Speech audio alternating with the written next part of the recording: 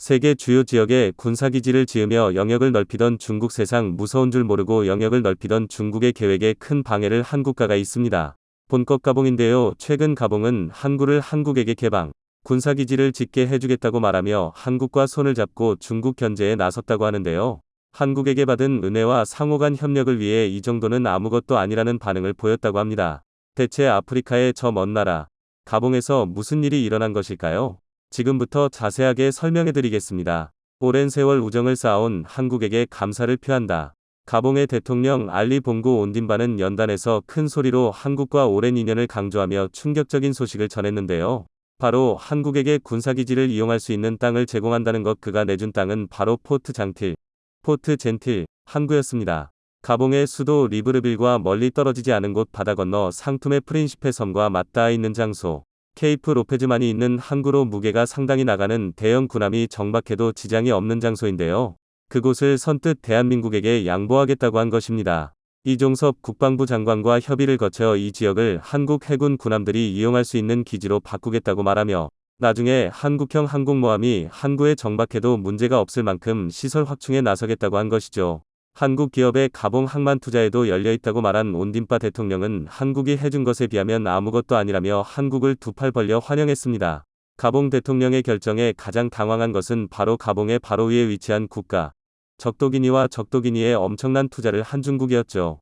특히 중국은 이 소식에 경악을 금치 못했다고 합니다. 최근 적도기니에 엄청난 돈을 투자하며 군사기지를 짓기로 결정한 중국은 자신이 짓기로 한 군사기지 아래에 한국이 군사기지를 짓고 그곳에 한국 병력이 거주할 수 있게 가봉이 배려했다는 소식을 들었다고 하죠. 아프리카 전역에 차이나머니를 뿌리며 협력을 강조한 중국 입장에서는 갑작스러운 가봉의 태도가 이해가 가지 않았다고 하는데요. 최근까지만 하더라도 가봉에 있는 벨링가 철광 프로젝트에 중국 정부가 상당한 돈을 지출하며 투자를 했기에 중국을 배신하고 한국에게 군사기지를 열어준다는 것은 상상조차 못했던 것이죠. 과거 왕이 외교부장이 아프리카 순방 때 가봉을 들리며 1대1로 프로젝트에 참여할 것을 권유했고 이에 가봉 대통령이 흔쾌히 협력할 것을 요청했던 것이 중국 입장에서는 생생하게 기억에 남아있던 상황.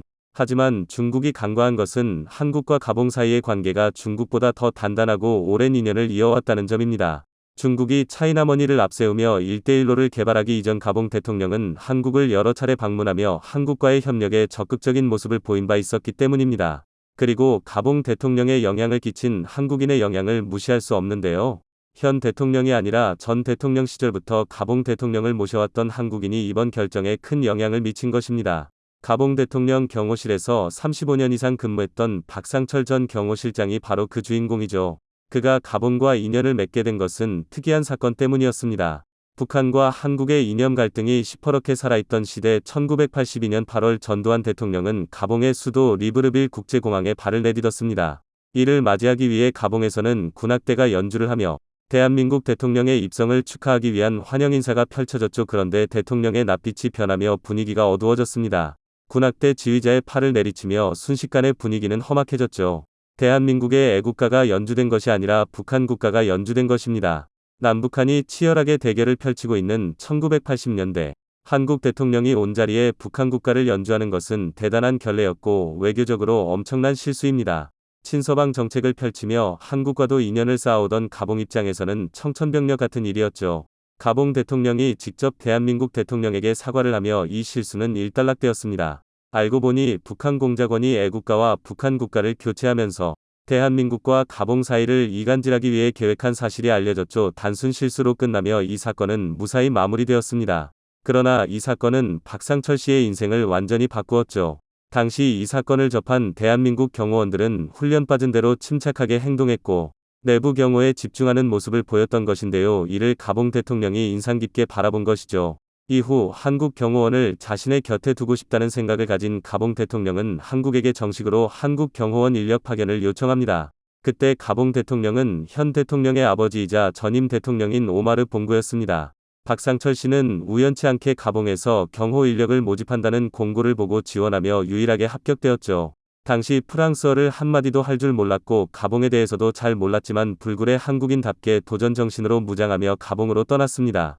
처음에는 5년만 고생하고 돌아온다는 생각이었지만 대통령과의 인연이 깊어졌고 가봉 사람들이 보낸 호의에 감동한 그는 35년이라는 시간을 가봉 대통령 경호원으로 근무하면서 가봉 대통령 곁에서 그를 보좌했습니다. 그를 제외한 많은 경호 인력들이 현지에 있었지만 전 대통령 오마르 봉고 대통령과 현 대통령 알리 봉고 온딘바 대통령까지 2대에 걸쳐 경호를 맡은 인물은 오직 한국인 박상철 씨가 유일했습니다. 두 대통령들 역시 박상철 씨가 말한 내용은 무조건 신뢰했죠. 덩달아 한국인에 대한 인지도가 높아지면서 한국에 대한 인식이 바뀌게 되었다고 합니다. 일본이나 중국을 더 많이 알았던 가봉 사람들은 이제는 한국이 더 익숙한 국가가 되었죠. 태권도 교관이었던 그는 심지어 가봉의 무술 환경도 바꾸었습니다. 당시 프랑스에서 온 교관들이 가라데를 가르치는 것이 일반적이었는데요. 박상철 씨가 태권도를 가봉 군인들에게 보급하면서 점점 가라데 대신 태권도가 군인들의 필수 소양이 되었습니다. 덕분에 가봉에서는 태권도가 선풍적인 인기를 끌었고 그의 이름을 딴 태권도 대회가 열리면서 태권도 대부 의자리에도 오르게 되었죠. 현 대통령인 알리 봉고 온딘바는 박상철 씨를 파피라 부르며 따를 정도로 어렸을 적부터 그와 친분을 유지했습니다. 파피는 할아버지라는 뜻으로 존경의 의미를 담은 단어입니다. 지금은 자리에서 은퇴한 박상철 씨지만 아들 2명이 현 대통령의 경호원으로 활약할 정도로 가봉에서 강력한 정치적 영향력을 행사할 수 있는 인물. 가봉의 민간 외교관이라는 평가를 들을 정도로 그는 아프리카 외교 최전선에 있었죠. 한국 민간 및 정부 차원에서도 가봉과의 협력을 아끼지 않았습니다.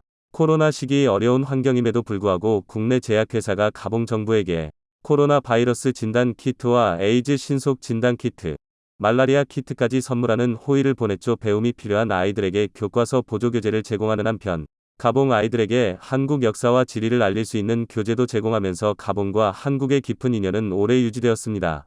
이런 인연이 있었기에 가봉이 한국에게 군사기지를 제공하는 것은 어려운 일이 아니었죠. 이 외에도 가봉이 한국에게 군사기지를 제공한 이유에는 또 다른 중요한 이유가 있는데요. 바로 적도기니에 설치한 중국 군사기지 때문입니다. 적도기니를 통치하는 대통령인 테오도로 오비앙 은게마는 적도기니에서 나오는 석유 덕분에 엄청난 부를 유지할 수 있었던 나라입니다. 아들인 오비앙은 이러한 부를 믿고 엄청난 사치를 부린 인물이었죠. 고위층들만 부를 누릴 수 있었고 일반 국민들은 부를 누리지 못해 허덕이고 있었습니다. 그런데 이 구도가 갑작스럽게 바뀐 일이 벌어진 것이죠. 코로나로 인해 적도기니 시민들이 죽어가자 막대한 부를 누리던 석유 산업을 지탱할 사람들이 없어진 것입니다.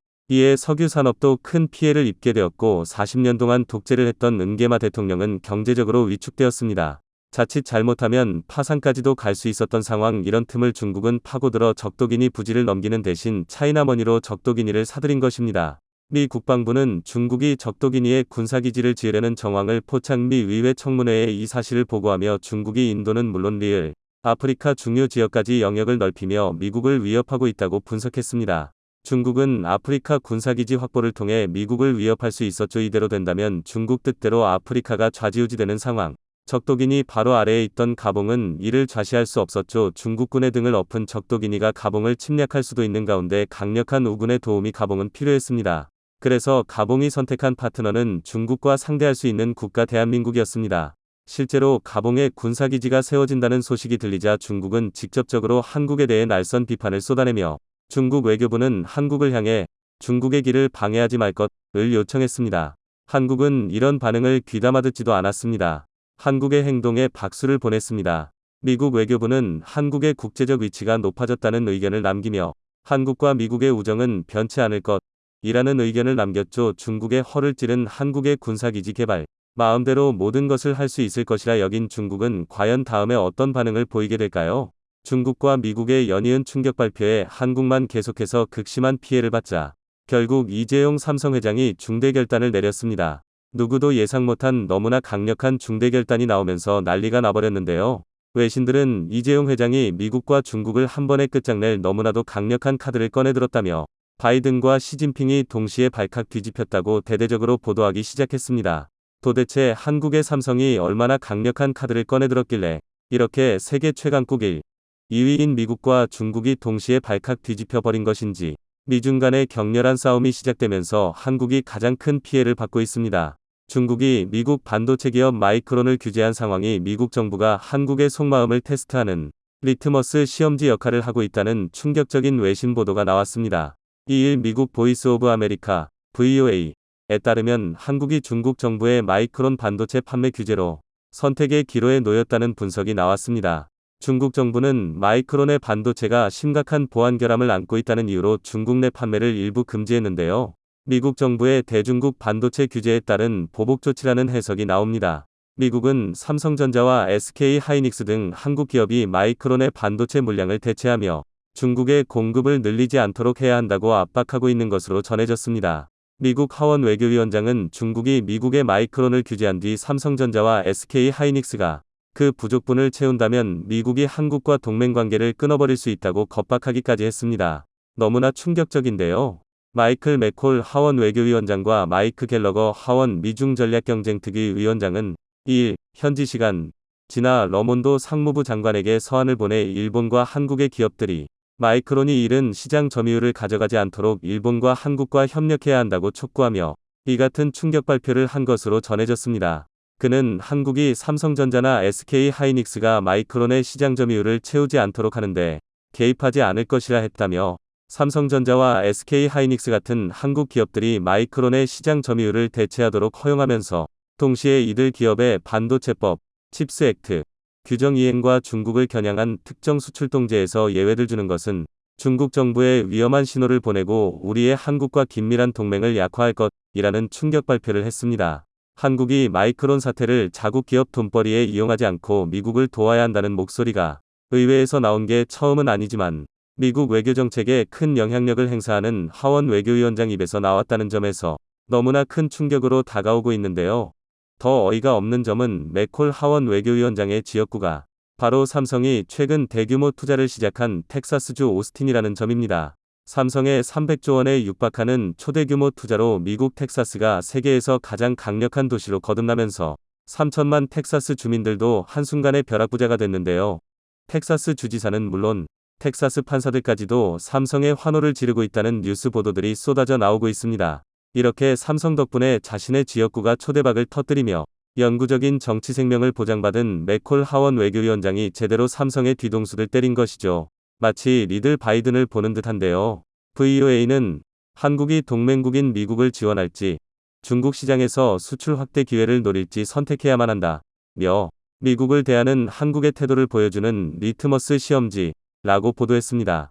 한국 반도체 기업의 중국 수출 확대 여부가 미국에 대한 한국 정부의 충성심을 사실상 테스트하는 계기가 되고 있다는 의미입니다. 글로벌타임스는 한국이 미국 정부의 압박을 받아들인다면 중국에서 무역보복 조치에 나설 수 있다는 가능성도 시사했습니다. 결국 한국 정부가 어떤 선택을 내리더라도 미국과 외교 관계 또는 중국과 경제적 협력 가운데 하나를 위험한 상태에 빠뜨리는 결과로 이어질 수 있다는 것입니다. 자, 그런데 이보다 훨씬 더 충격적인 소식이 전해졌습니다. 이렇게 한국은 마치 중국과 교역을 끊어버리라고 압박한 미국. 그런데 뚜껑을 열어보니 미국과 중국이 한국을 가지고 놀고 있었습니다. 분명 중국은 마이크론의 반도체 사용을 금지시켰다고 했고 미국도 중국에 팔지 말라며 한국을 압박했는데 올해 1분기 메모리 반도체 실적을 보니 마이크론이 SK 하이닉스를 제치고 디램 시장 점유율 2위로 등극했습니다. 원래 삼성이 압도적인 1위, SK 하이닉스가 압도적 2위, 마이크론이 3위였는데 마이크론이 한국의 SK 하이닉스를 제치고 2위가 되었다는 충격적인 소식이 전해졌습니다. 분명 중국이 미국의 마이크론에 제재를 가했다면 마이크론의 점유율이 가장 많이 떨어져야 하는데 반대로 삼성전자와 SK 하이닉스의 점유율은 줄어든 가운데 미국 마이크론의 점유율만 올랐습니다. 너무나 수상하죠. 중국 정부도 3년 전부터 마이크론의 제품을 쓰는 대신 한국산 제품을 쓰기 시작했다 라고 전했는데 이 또한 사실이 아닐 수 있다는 것이죠. 한마디로 미국과 중국이 한국을 가지고 논 것입니다. 이뿐만이 아닙니다. 한국에는 중국과 완전히 교역을 끊어버리라고 강요하더니 미국 기업들은 중국에서 떼돈을 벌기 위해 이례적인 협력 관계를 만들고 있었던 사실이 밝혀졌습니다. 일론 머스크가 중국을 방문해 시진핑 중국 국가주석의 최측근 딩셰샹 부총리와 칭강 외교부장, 진장룽 공업정보화부 부장, 왕원타오 상무부장 등 고위 인사들을 잇따라 만난 사실이 공개됐습니다. 중국 최고지도부가 개별 기업인과 회동하는 것도 이례적인데 그것도 4명의 최고지도부가 이틀 만에 연쇄적으로 한 기업인을 만나는 것은 머스크가 아무리 스타 CEO라 하더라도 파격적인 대우입니다. 이런 중국의 환대에 보답이라도 하듯 머스크는 칭강 외교부장을 만난 자리에서 테슬라는 공급, 망 디커플링, 탈동조화에 반대하며 중국에서 사업을 계속 확장하고 중국의 발전 기회를 공유할 의향이 있다 고 말했습니다. 여기다 이번 방중 기간 세계 최대 배터리 기업인 중국 CATL 위정이친 회장과 만나 미국의 배터리 공장을 합작으로 짓는 방안을 논의한 것으로 알려졌습니다. 이것이 사실이라면 이는 미국이 중국 기업의 제품을 견제하기 위해 도입한 인플레이션 감축법 IRA 조항을 우회하는 것으로 미국의 입장과 정면 배치됩니다. 앞뒤가 전혀 맞지 않죠. 자, 그리고 더 충격적인 사실은 이렇게 한국에는 중국과 완전히 인연을 끊어버리라더니 미국 기업이 중국과 손을 잡는 충격적인 사례는 일론 머스크뿐만이 아니었다는 것입니다. 미국 최대 금융사 JP 모건의 제이미 다이먼 CEO도 지난달 31일 중국을 찾았는데 첸지닝 상하이 당서기를 만나 해외 기업이 상하이에 투자할 수 있는 다리 역할을 JP 모건이 하겠다 고 말했습니다. 여기다 미국을 대표하는 커피체인 업체 스타벅스의 렉스먼 내러시먼 신임 CEO도 지난달 30일 중국에 도착해 중국이 스타벅스의 최대 시장이 되기를 바란다 고 말했습니다. 특히 오는 2025년까지 중국 전역에 9,000개의 매장을 열겠다는 계획을 밝힌 내러시먼은 이는 이정표에 불과하다 면서 중국 투자 확대를 공언했습니다. 미국의 압박 때문에 한국만 중국으로부터 극심한 피해를 받고 있습니다. 중국 내 반한 감정이 극대로 치솟으면서 한국산 제품에 대한 수입이 대폭 줄고 있습니다. 반도체가 가장 많이 줄어들었고 화장품, 과자, 라면 등 한국산 제품 대부분이 기록적인 감소세를 보이고 있습니다. 이 때문에 한국은 무려 15개월 연속으로 무역 적자를 기록하며 한국 경제를 위기로 몰아넣고 있습니다. 게다가 중국은 최근 한국의 엄청난 보복을 예고하며 4대 불가 방침을 동보한 것으로 전해졌습니다. 한겨레는 복수의 외교 소식통을 인용 22일 류진숭 중국 외교부 아주사 사장, 아시아 담당 국장이 서울에 와서 한국의 한중 관계와 관련한 중국 정부의 4불가 방침을 동보했다 고 보도했습니다. 신문은 4대 불가의 내용에 대해 대만 문제 등 중국의 핵심 이익을 건드리면 한중 협력 불가, 한국이 친미 친일 일변도 외교 정책으로 나아갈 경우 협력 불가, 현재와 같은 한중 관계 긴장 지속 시 고위급 교류, 시진핑 중국 국가주석 방한 불가, 악화한 정세 아래 한국의 대북 주도권 행사 불가 등으로 구성돼 있다고 전했습니다. 이에 대해 우 회장은 사실 4대 불가 방침은 중국이 기존에 써왔던 화법과는 다르다. 미국과 달리 중국은 자신들의 입장을 간접적이고 애매하게 말하는 경향이 있다며 그런 중국이 4대 불가를 들고 나왔다는 것은 그만큼 작정을 했다는 뜻이라고 풀이했습니다. 자, 그런데 대반전이 일어났습니다. 이렇게 미국과 중국이 한국을 못 잡아먹어서 안달난 이 충격적인 상황을 한방에 뒤엎을 엄청난 한방이 나왔습니다. 이재용 삼성전자 회장과 최태원 SK그룹 회장, 정의선 현대차그룹 회장, 구광모 LG그룹 회장, 이렇게 대한민국 4대 그룹 총수가 함께 베트남 하노이에 간다는 파격적인 소식이 전해졌습니다. 베트남 하노이에서 엄청난 것을 발표할 것으로 전해졌는데요. 일각에서는 한국의 4대 그룹, 삼성, SK, 현대, LG가 미국과 중국으로부터 더 이상 뒤통수들 맞지 않기 위해 중대 결단을 내린 것 같다며 중국에 있는 공장을 모두 베트남에 옮겨버릴 뿐만 아니라 미국에 수백조 원을 투자하려던 계획도 수정해 베트남에 지을 수 있다고 전했습니다. 베트남도 한국의 뒤통수를 잘 치는 것으로 유명하지만 베트남 국가 전체 수출 중 3분의 1을 삼성이 담당하고 있고 여기에 세계 최강 배터리 기업이 된 LG까지 베트남에 초대형 배터리 공장을 짓고 현대차와 SK까지 합세한다면 베트남 GDP 위 70%를 한국 기업이 차지할 수 있습니다. 이렇게 되면 한국 기업 총수의 한마디 한마디에 베트남 경제가 천당과 지옥을 오갈 수 있기 때문에 한국의 뒤통수를 칠 수가 없겠죠. 베트남을 완전히 제2위 한국으로 만든 뒤 한국의 이익 극대화를 위해 베트남을 쥐락펴락하겠다는 것입니다.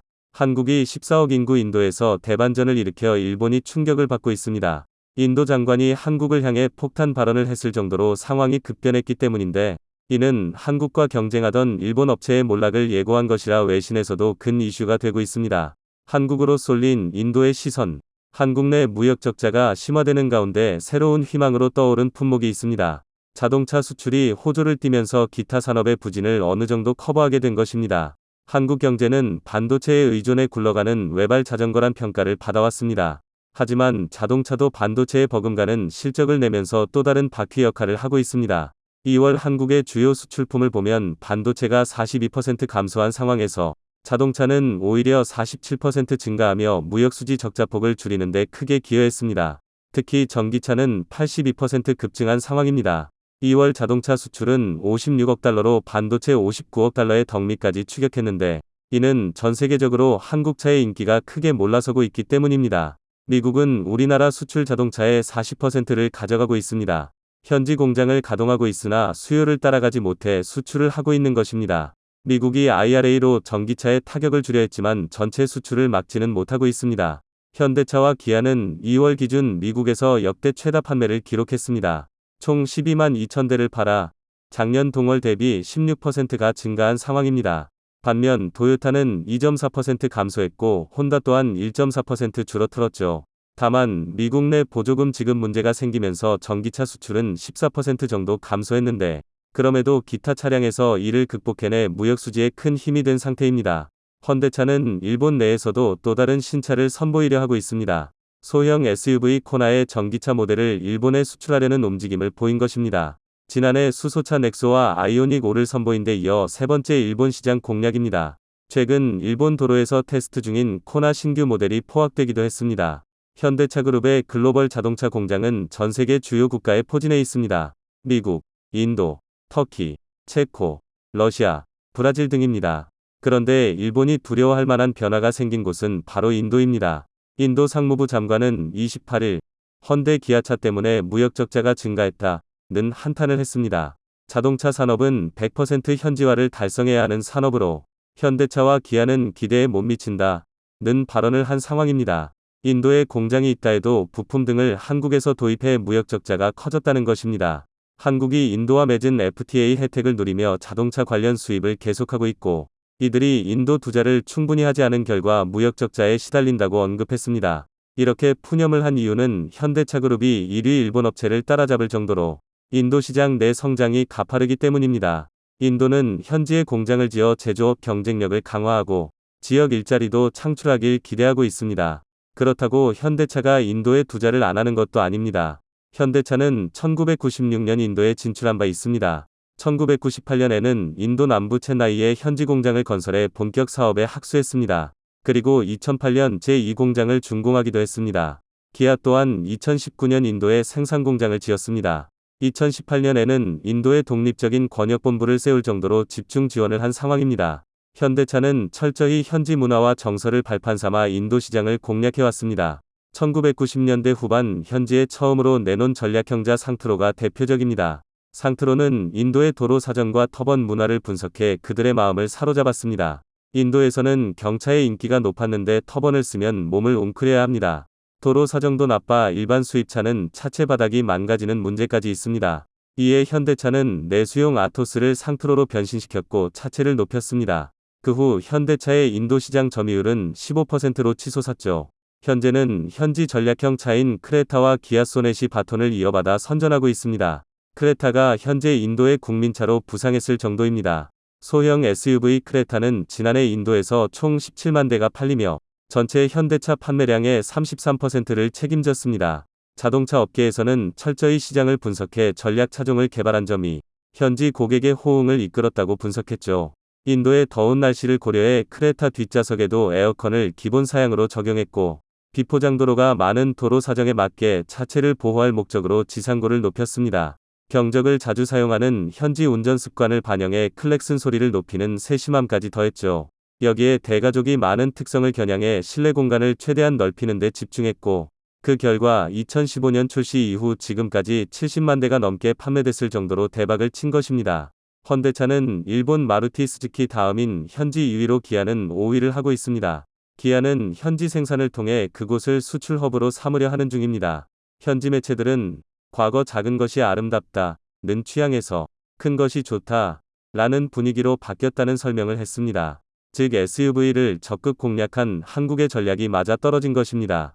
현대차 그룹은 작년 인도에서 81만 대를 판매해 전년 대비 41%나 성장했습니다. 이는 글로벌 3위 생산 달성의 발판이 됐다는 평가입니다. 회사별로는 현대차가 56만 대, 기아는 25만 대를 판매했습니다. 이는 중국 시장 하락을 인도 시장이 커버하는 형국인데 올해는 더 성장해 87만 대 이상 판매를 전망하고 있습니다. 현대차 그룹은 지난 10년간 중국 비중이 70% 줄고 인도는 2배로 성장했습니다. 2012년만 해도 중국 판매는 20%, 미국 19%, 한국 17%, 유럽 12%, 인도 6% 순이었으나 현재는 중국이 6%, 인도는 12%로 역전돼 있습니다. 인도 판매 증가는 중국 러시아 부진의 달출구로 부상하고 있는 상태입니다. 인도 시장의 수익성도 나쁘지 않습니다. 세단보다 비싼 편인 SUV가 주로 판매되기 때문입니다. 현대차는 소형 SUV인 캐스퍼의 인도 출시까지 결정했는데 AI3란 이름을 붙여 현지에서 생산 판매할 방침을 세우고 있습니다. 이에 따라 현대차의 인도 SUV 시장 입지는 더 단단해질 것이란 분석입니다. 인도 인구는 지난해 말 처음으로 중국을 추월했습니다. 평균 연령은 28세로 38세인 중국보다 젊고 GDP 성장률은 6.5%로 나타나 3%에 그친 중국을 크게 앞질렀습니다. 모디 총리 지지율이 70%가 넘어 안정적 정치 환경도 투자 매력으로 꼽히고 있습니다. 현대차그룹은 2020년 현지 생산 105만 대 체제를 구축했고 올해는 122만 대까지 늘린다는 계획을 세우고 있는 상태입니다. 특히 현대차 첸나이 공장은 올해 안에 82만 대로 확대한다는 방침입니다. 올 초 분위기도 상당히 양호합니다. 현대차와 기아는 1월 기준 인도 시장에서 역대 최다 판매를 달성했습니다. 현대차는 13% 증가한 5만 대를 팔았고 기아도 2만 8천 대, 48% 증가를 판매했습니다. 이는 인도 시장 내 2위와 5위에 해당하는 판매량입니다. 합산 점유율은 22.6%로 지난해 동기보다 1.5%포인트나 상승했습니다. 14만 7천 대를 판 마루티 스즈키가 42% 점유율로 1위를 했지만 과거 80%대 점유율에서 반토막이 났을 정도로 몰락 중에 있습니다. 이는 인도 장관이 우려했을 만큼 한국차의 성장이 빠르기 때문입니다. 마루티 스즈키는 1981년 일본 자동차 제조사 스즈키가 인도와 합작법인 헝테로 만든 회사로 인도에서 연간 200만 대 이상을 판 적도 있습니다. 일본 내에서는 토요타, 닛산, 혼다에 밀린 사약 수준이지만 여전히 10대 자동차 회사에 이름을 올릴 수 있는 것도 인도 시장 점유율 때문입니다. 그런데 최근 현대차 그룹이 이를 끌어내리고 있는 것입니다. 현대차는 인도 현지형 전기차 크레타 EV 출시까지 준비하고 있습니다. 최근 테스트 차량 2대가 도로를 주행하는 모습이 포착되기도 했습니다. 2025년 하반기부터 공식 판매를 시작할 계획입니다. 연간 2만 5천 대 판매를 목표로 하고 있으며 같은 해 출시 예정인 마루티 스즈키의 중형 전기 SUV와 정면 승부를 펼치게 될 것이란 분석입니다. 하지만 현재 크레타의 인기가 대단해 한국의 승리를 예견하는 곳이 많습니다. 현대차가 인도 전기차 시장 공략에 집중하는 이유는 높은 성장성 때문입니다. 인도 전체 시장에서 전기차는 1% 미만 점유율을 보이고 있지만 인도 정부는 2030년까지 30%대로 올리겠다는 계획을 세우고 있습니다. 2030년 인도의 전기차 시장 규모는 194조 원에 달할 것이란 분석입니다. 지난해 인도 자동차 시장 규모는 420만 대로 세계 3위로 급성장했습니다. 그런데 2030년이 되면 연간 1300만 대에 육박할 전망입니다. 14억 명에 달하는 인구수와 중산층의 성장으로 신차 판매량이 매년 증가하고 있기 때문입니다. 현대차그룹은 인도 전기차 시장을 주도하기 위해 1조 원에 달하는 대규모 투자를 결정했습니다. 현대차는 2028년까지 6천여 원을 투자하고 기아는 3천억 원을 투입할 예정입니다. 인도 장관의 우려에 앞서 먼저 움직인 것입니다. 12월 말부터는 아이오닉 5를 현지에 공개하고 사전 계약을 하기도 했는데 연간 목표치 250대를 훌쩍 넘는 650대의 실적을 올린 것으로 알려졌습니다. 인도 첸나이 공장에서 부분 조립 방식으로 만들고 있는 상황입니다. 캐스퍼 또한 인도에서 전기차로의 출시도 준비하고 있습니다. 현대차는 인도 주요 고속도로를 따라 초고속 충전소를 설치하고 있으며 지난달 1일 설치를 완료한 2개 충전소를 일반에 공개하기도 했습니다. 크게 놀란 스즈키가 연이어 투자를 결정했는데 2030년까지 전기차 연구개발과 설비 투자 등에 약 19조 원을 투입하고 이 중 4조 7천억 원은 배터리 관련 사업에 쓰겠다고 밝혔습니다. 토요타와 공동으로 전기차를 개발해 2025년 출시하겠다는 계획입니다. 하지만 토요타 또한 전기차에서 밀려 있어 통반 몰락 가능성이 높아지고 있습니다. 작년에 토요타가 야심차게 내놓은 BZ4X 전기차 모델은 타이어가 떨어져 나가는 망신을 당하기도 했죠. 인도 정부는 전기차 산업을 키우기 위해 수입 관세를 세계 최고 수준으로 인상했습니다. 4월 1일부로 자동차 수입 관세가 인상되는데 전기차와 이륜차에도 기존보다 10% 오른 70%가 적용됩니다. 반제품 조립, CKD 방식으로 생산하는 차량은 기존 30%에서 35% 올라갑니다. 내년 선거를 앞두고 모디 총리가 메이드 인 인디아 캠페인에 박차를 가하면서 글로벌 완성자 업체들을 유치하기 위한 초강수를 텄다는 분석입니다. 현대차는 2030년까지 17종 이상 전기차 라인업을 구축해 점유율 7%, 187만 대를 달성하겠다는 목표를 세우고 있습니다. 인도 시장에서는 전기차 6개 라인업을 준비하고 있습니다. 한국은 14억 인구 인도에서 일본을 밀어내고 선전하길 바랍니다.